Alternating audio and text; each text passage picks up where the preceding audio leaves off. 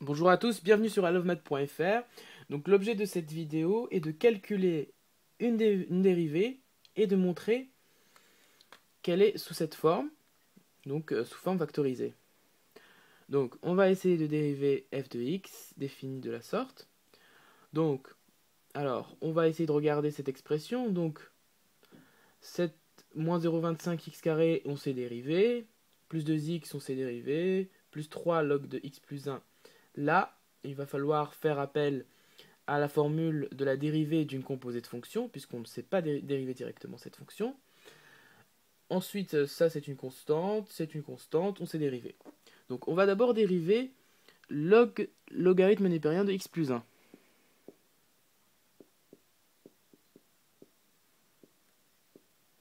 Donc on a dit qu'on va faire appel à la formule de la dérivée d'une composée, que je vous rappelle donc v rond u prime de x, c'est v prime de u de x fois u prime de x. Donc je vais appliquer cette formule à log de x plus 1. Je vais donc poser u, qui est donc la fonction. Je vais vous donner une astuce pour savoir quelle fonction est v et quelle fonction est u.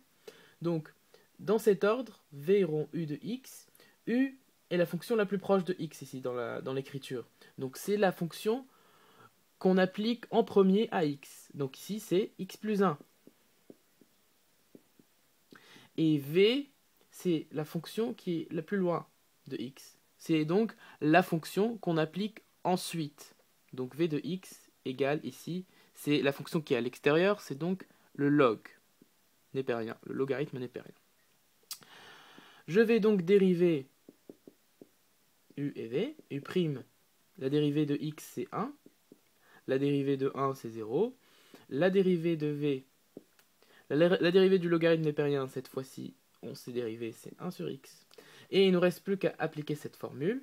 Donc la dérivée de logarithme népérien de x plus 1, c'est v', c'est 1 sur x, mais appliqué à u de x. Donc je remplace x par u de x. Ça fait donc 1 sur x plus 1 fois u' de x fois 1. Donc on a bien fois 1, ça ne change pas, donc on a bien la dérivée de x plus 1, logarithme népérien de x plus 1. Maintenant qu'on a dérivé logarithme népérien de x plus 1, on va pouvoir maintenant donner directement la formule de la dérivée de f. Donc f' de x égale, donc la dérivée ici, moins 0,25 est une constante, je l'écris, je la garde, et je dérive la fonction qui est en facteur. Donc ici c'est x carré, je dérive x carré, c'est 2x. Donc ici je mets 2x. Ensuite la dérivée de 2x c'est 2, plus 2. La dérivée de 3 logarithme népérien de x plus 1, donc pareil, 3 étant facteur, j'ai une constante, je la garde, et je dérive logarithme népérien de x plus 1, c'est ce que je viens de faire, x plus 1. Moins 1,75 c'est une constante, sa dérivée est nulle. Moins 3 logarithme népérien de 2 aussi, c'est une constante, donc 0. Égal, j'arrange un peu, donc 2 fois moins 0,25 ça fait moins 0,5x, plus 2, plus 3 sur x plus 1. Je vais réduire au même dénominateur cette expression. Donc je vais multiplier moins 0,5 x plus 2 par x plus 1 pour pouvoir donc mettre au même dénominateur, plus 3 sur x plus 1. Je développe le numérateur, moins 0,5x carré, moins 0,5x plus 2x plus 2 plus 3 sur x plus 1. J'arrange cette expression, je mets donc moins 0,5x carré. Les x, il y en a donc 2 moins 0,5, il y en a 1,5x. Et 2 plus 3, ça fait 5. Sur x plus 1. Or, on nous demande de montrer que f' de x, ça vaut ça. Donc on veut arriver à ce résultat. Donc on va commencer par exemple par factoriser par moins 0,5, cette expression. Donc ça nous donne moins 0,5 en facteur. Donc facteur de x carré. Ici, combien y a-t-il de 0,5 dans 1,5? Il y en a 3. Avec un signe moins, moins 3 et avec un x.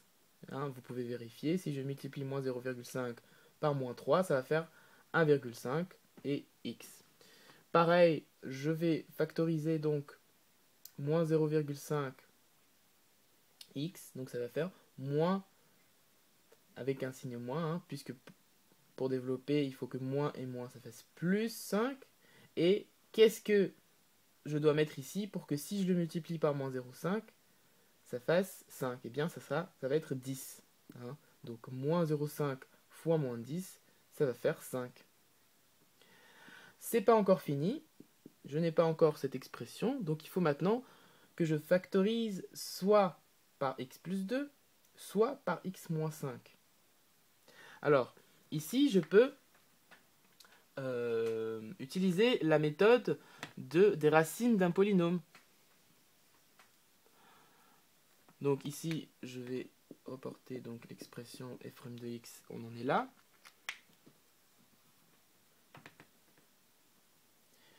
Alors on sait que un polynôme de la forme, ici on a bien un polynôme du second degré, un polynôme de la forme ax carré plus bx plus c, un polynôme comme ça se factorise par cette forme x moins x1 facteur de x moins x2.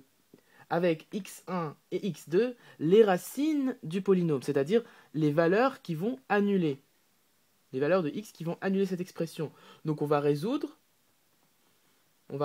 finalement l'équation x carré moins 3x moins 10 égale 0. Delta, donc le discriminant, vaut b2 b carré moins 4ac. Donc ici, b, ça vaut moins 3. Donc moins 3 au carré, ça fait 9. Moins 4 fois a fois c. A vaut 1, c vaut moins 10. Donc a fois c vaut moins 10. Je développe cette expression. Donc moins 4 fois moins 10, ça fait 40. Ça fait 49.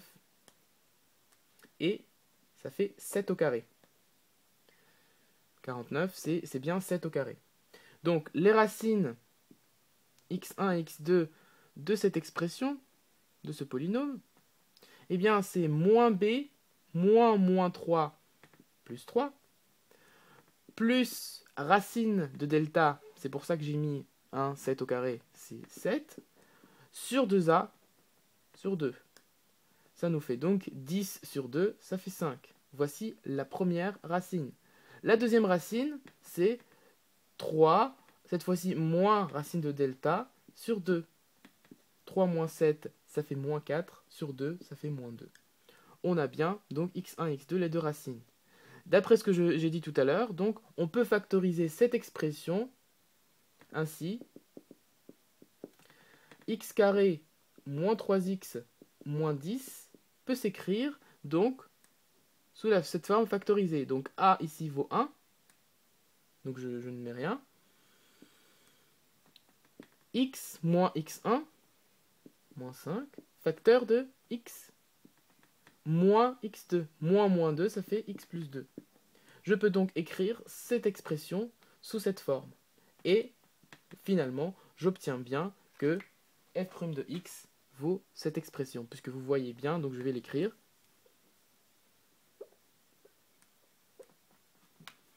Donc ainsi, f' de x vaut moins 0,5 facteur de, donc toute cette parenthèse s'écrit comme ça, sur x plus 1. Et j'ai bien trouvé l'expression que le monde demandait de chercher.